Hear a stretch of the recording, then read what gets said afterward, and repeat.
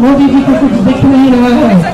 अपने आप को कहते हैं कि मैं भ्रष्टाचार के विरोध अकेला लड़ रहा हूँ, देश से समर्थन मांगते हैं, फिर इलेक्टोरल बॉन्ड क्या है? मैं पूछना चाहती हूँ मोदी जी से। कल मोदी जी ने कहा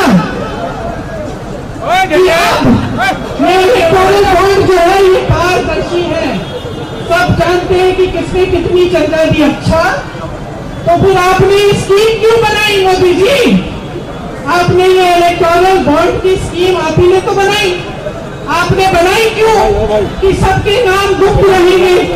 फिर जब सुप्रीम कोर्ट ने कहा कि ये गलत स्कीम है, इस स्कीम से भ्रष्टाचार हो रहा है, मोदी जी की सरकार को कहा, बैंकों को कहा कि सूची निकालिए चंदा की।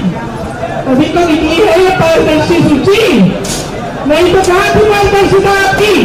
आपने तो गुप्त बना दिया था सब कुछ। अब सूची निकली। सुन लीजिए भाई और बहनों, जिस कंपनी में 180 रुपए का मुनाफा, करोड़ रुपए का मुनाफा था, 180 करोड़ रुपए का मुनाफा वो कंपनी तो मोदी जी की भाजपा को दे रही है 1100 करोड़ रुपए का की चंदा।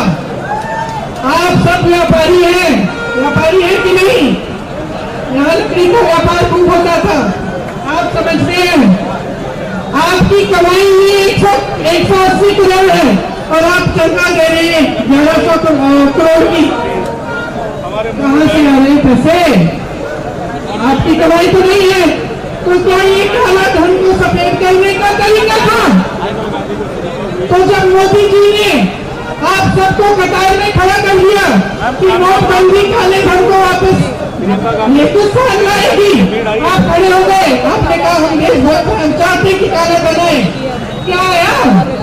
क्या आया? नुकसान हुआ आपका? क्या आया? उसके बाद जीएसटी आई, नोटबंदी आई, आपकी कमर तोड़ी गई, काले धन कहा गया दिख रहा है सारा। अब इलेक्टोरल बॉन्ड की जब सूची निकली तो सब दिख रहा है कि काला धन कहा गया। ये है मोदी जी की भ्रष्टाचार के खिलाफ लड़ाई। मोदी जी की भ्रष्टाचार के खिलाफ लड़ाई ये है कि देश के बड़े बड़े गिने चुने उद्योगपति मित्रों को पूरी देश की संपत्ति दे रहे हैं।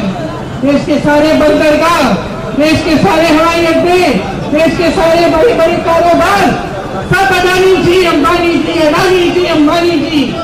इनके बच्चों की शादियां हो रही है, गहने इतने बड़े बड़े कि इस गाड़ी में फिट नहीं आते।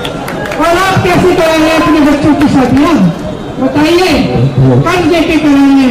चाहे किसान हो, चाहे सैनिक हो, चाहे पुलिस में भर्ती हो, कैसे कराते हैं आप शादियां अपने बच्चों की? सोचिए कि इस देश के साथ क्या हो रहा है। मोदी जी ने भ्रष्टाचार के खिलाफ लड़ाई अगर की होती तो आज ये परिस्थिति नहीं होती। तो आज देश की संपत्ति किसी 2-3 बड़े उद्योगपतियों के हाथ में नहीं होती, आपके हाथों में होती।